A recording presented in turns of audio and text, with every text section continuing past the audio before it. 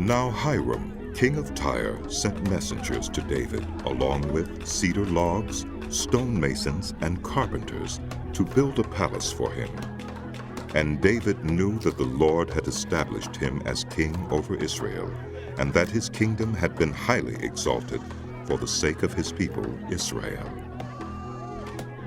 In Jerusalem, David took more wives and became the father of more sons and daughters. These are the names of the children born to him there: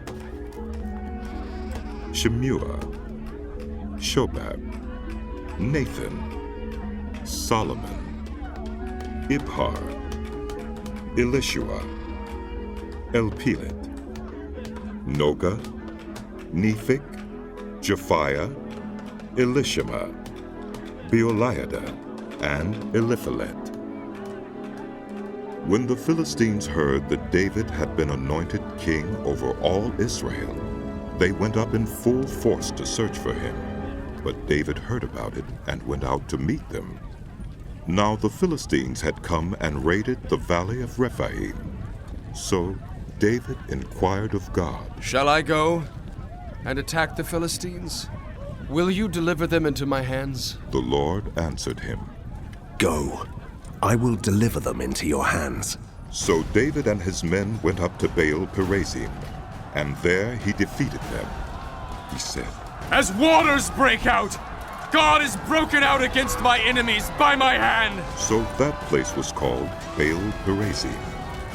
The Philistines had abandoned their gods there, and David gave orders to burn them in the fire.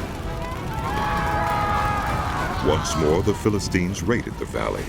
So David inquired of God again, and God answered him, Do not go directly after them, but circle around them and attack them in front of the poplar trees. As soon as you hear the sound of marching in the tops of the poplar trees, move out to battle, because that will mean God has gone out in front of you to strike the Philistine army." So David did as God commanded him, and they struck down the Philistine army all the way from Gibeon to Gezer. So David's fame spread throughout every land, and the Lord made all the nations fear him.